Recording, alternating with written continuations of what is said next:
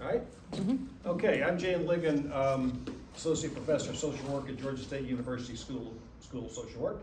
And this 10-minute or so discussion today is going to be about motivational interviewing, which we had covered in the previous class. And I want to give just a specific example from a couple that I've been working with. I do a little bit of private practice in the evenings, and I've been working with this couple for about a year now. And so I think this would be a good example of where we could talk a little bit about where I've been using motivational interviewing, with this couple. And when we talked about motivational interviewing before, we talked about the fact that these Miller and Romnick took stages of change from two psychologists called Prochaska and DiClemente and caboosed it with a Carl Rogers approach to psychotherapy, which is extremely accepting and nurturing and has a lot of patience and so forth. So that's where the model came from. It's been researched, it's been evaluated many, many times, and has been extremely well accepted across the board for all sorts of problems, everything from smoking to weight loss to behavioral health issues, or in my case, working with a couple. The situation is that the wife is very much of a health person. She goes to the gym. She's very attuned to things like that. She does her regular medical things like she's supposed to do. They have a 5-year-old son. The husband, the last time he saw a doctor was, I think, maybe for a school physical, or maybe somebody drug him to the doctor in high school or something like that. But as an adult, and they've known each other for 22 years, they've known each other since like high school. They've only been married like maybe about 6 or 8 or something, but they've known each other a very long time. And she's also never known of him to ever go to a doctor. And so she's concerned that, okay, he's not just a husband now, but a dad. And she's very concerned that he take care of himself and minimize risk of something happening, which we all try to do by getting a physical right. I told you I just got put on the blood pressure bed because my blood pressure was too high. And so, that they found out because I had a physical. So that's keep me from having a stroke or a heart attack, hopefully, by getting my blood pressure down. Very common kind of a thing. So he's pretty much like, nah, that doctor thing. So where are we on the stages of change with this guy? Pre-contemplation. Pre-contemplation, right? So we can just sort of be there with him where he is in that stage. One of the things you don't do with motivational interviewing is we don't drop down here and say, well, your wife is very concerned about this, so I think we need to talk about you actually committing to making an appointment. Now, I'm not saying that wouldn't be used by some therapists or some people, but not with this model. If you're going to follow this model, that's not what you do. You have to just hang with it, which is the Carl Rogers part. Okay, they're going to go to the Caribbean, St. Lucia. He's got some rash or something on him. And out of vanity, we'll take whatever we can get, right? He went to a dermatologist. Got a script, cleared that stuff up, went to St. Lucia. Now, why does this matter with this model, do you think? What happened by him? There was a catalyst. Right. And is there a chance this stage situation could change? Yes. To what? Contemplation. Contemplation. Because he actually went to the dermatologist, right? So for about probably 6 or 8 sessions now, that's where we are. I don't necessarily overtly bring it up, but you get little windows when you're working with people. And all of a sudden, if she talks about some concern she's having, or, like she said, well, he wasn't feeling well last week. And I said, oh, well, did you go to the doctor? Use of humor, okay, which is another technique that we use in working with people. You have to be judicious about it and kind of know what you're doing with it. But we're at the point with this where we've talked about it, and he's like, I ain't going, and she's like, I'm going to go crazy. And so I said, oh, did you go to the doctor? And they both laughed. No, hell, he didn't go to the doctor. Well, how are you now? Da, da, da, da, da. Now that cracks the window a little bit. And another little, I'm gonna just throw this in because, you know, we got toolboxes, and if this is a hammer, we don't do everything with a hammer. Okay, you don't learn motivational interviewing, and that's all you ever use with people. There is an Ericksonian approach that he used to talk about future talk, okay? He would say things, and I've said this to him. Okay, well, you didn't go to the doctor, right? You felt bad, but you did go to the dermatologist. And I don't know, but I kind of think maybe you might be warming yourself up to maybe going and getting a physical. Okay?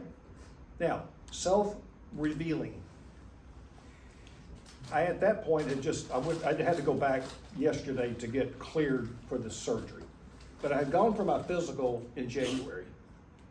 And she had just had her physical, the wife, you know, like a month ago or something. And so I said, well, you know what, let's just, because what do we do in contemplation is we provide information. Let me go to that slide.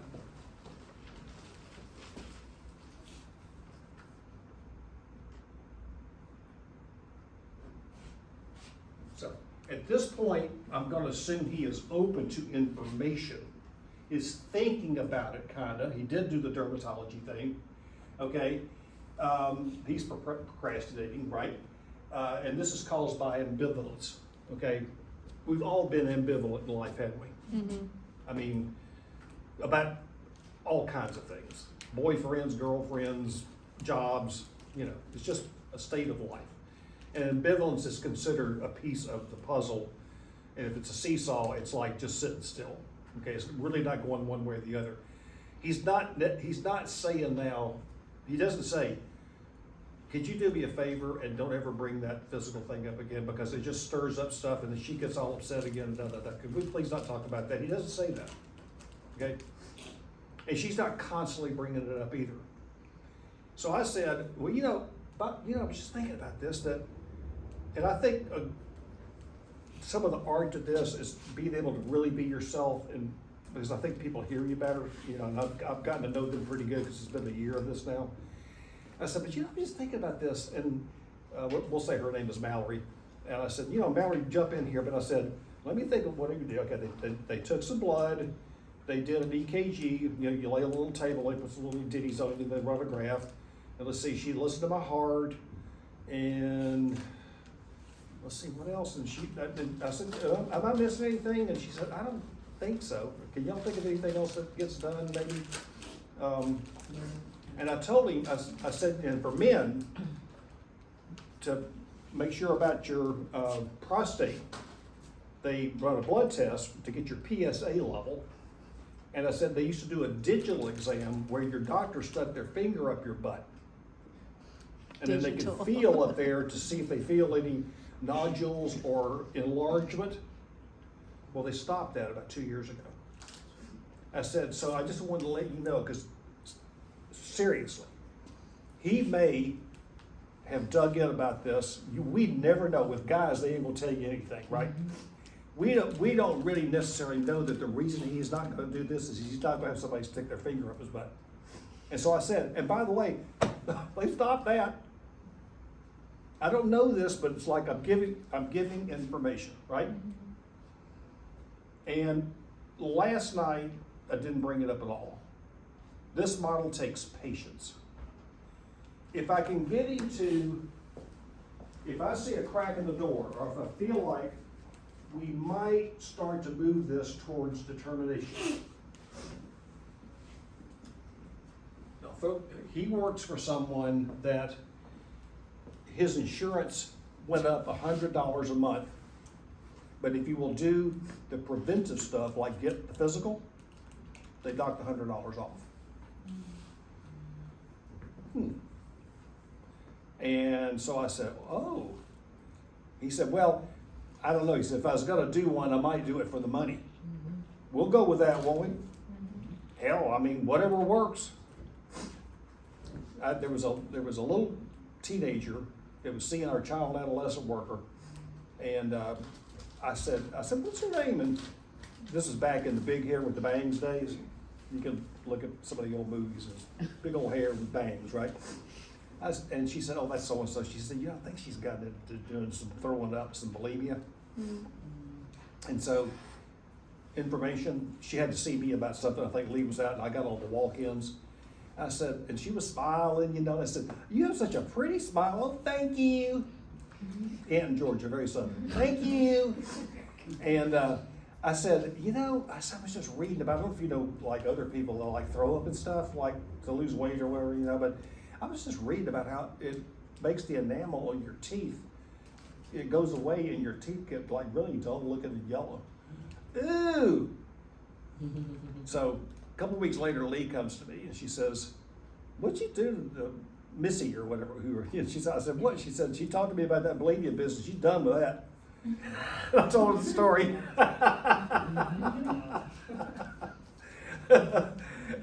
We had one time, it was about using condoms. Some teenagers, they were trying, wasn't going to do that. It was about pregnancy. Then we got out the information about the STDs, herpes and sores and things break out, and she's in.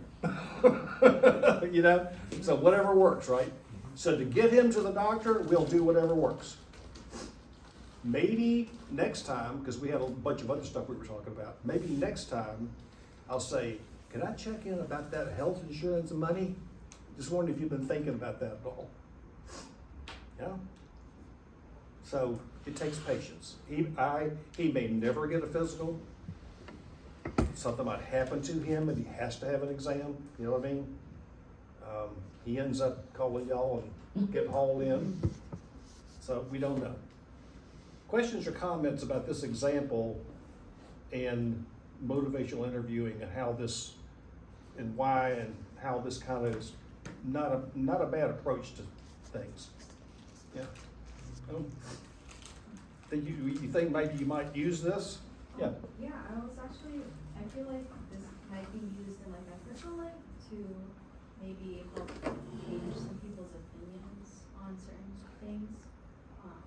Just like being very patient and like Yeah. change how they think about it.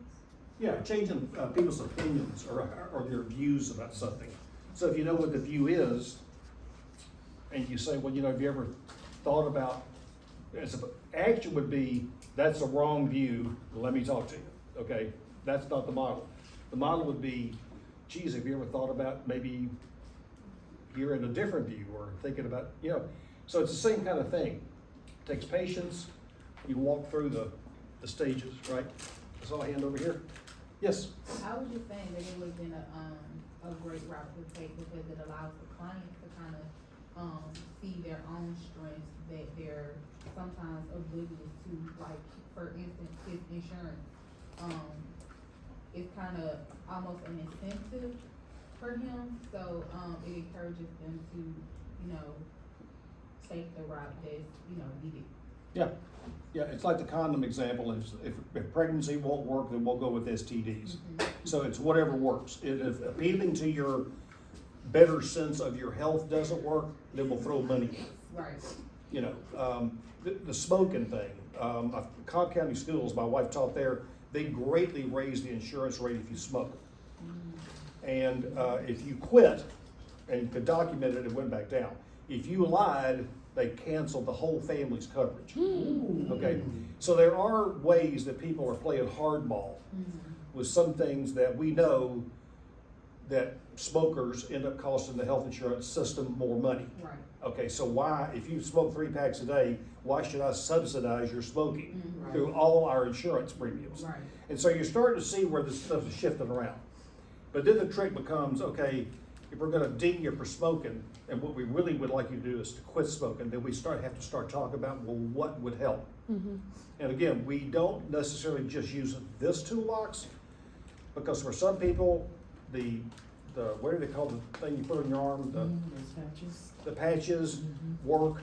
I mean, there's different ways, there's behavioral approaches to this. You can use logs where people log how much they're smoking, and they log about when they smoke and why. Sometimes people will say, I always smoke after a meal, so there's ways to do this, or combos of ways, right, to help people make a change like that. Any other comments about motivational interviewing in this example? Yep, I Sherry? was thinking about some of our babies, with their grades, helping them change their grades or studying to start studying more, have like a plan. Cause talking to some of them, Yeah. I might go to tutoring or, Mhm. you know, I can see how this could work, you know, Yeah, pace it though. yeah, and, you know, because you're with the girls at the longer term care, residential and so forth, and it's like, well, you could have a rule that says you have to go to tutoring. And so I go to tutoring and think about boys, or, you know what I mean? It's like, you know, it's like, judges say you gotta do 90 meetings in 90 days. Well, we can go and you can sign my sheet, but it's one thing to go, and it's another thing to actually listen to what the hell's going on, right? And so it loops right back to this kind of thing, where we wanna find out a little more, well, tell me about the tutoring, you know. My eyesight, the blindness has caused me to have balance problems. I keep having folks have told me you need to go do PT for balance. Okay, when I broke my wrist, I did PT for balance, and it scared the holy hell out of me. So if you tell me, and you need to go to PT for balance, then this would say, if I say no, then we need to get more information from me about what's going on. I think they just went too fast, too far, too soon with me. You know what I mean? Probably if I worked with somebody else, it might have helped. So you never know, just like you say, you never know what's with the not going to tutoring, what's with not going to school. Bullying. It could be bullying. It could be bullying. It could be all sorts of things. So we always, as social workers, want to try to get into that information as much as we can, and then start to think about, okay, what would help look like? And sometimes it's this. It just depends on the situation. Okay, that's my example today. And thank you, Nicole, for, where do we end up on time?